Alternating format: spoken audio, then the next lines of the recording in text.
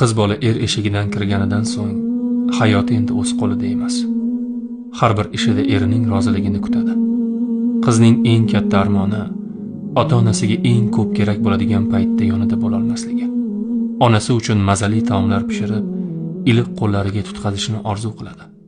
Ammo u ovqatni o'z uyida tayyorlaydi-yu, onasining dasturxoniga qo'ya olmaydi.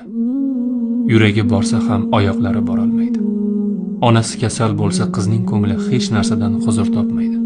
Bolalarining kulgusi ham, dunyoning chiroyi ham unga bir fursat yengillik bermaydi. Sayohatga chiqsa ota-onam ham birga bo'lsa edi deb yuragi orzulaydi. Ota-onasining biror narsaga muhtojligini biladi.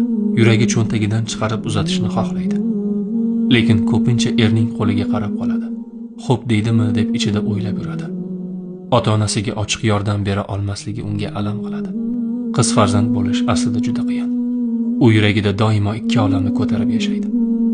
Bir ota-onasiga bo'lgan cheksiz sog'inch va mehr, ikkinchisi erning izmidagi hayot.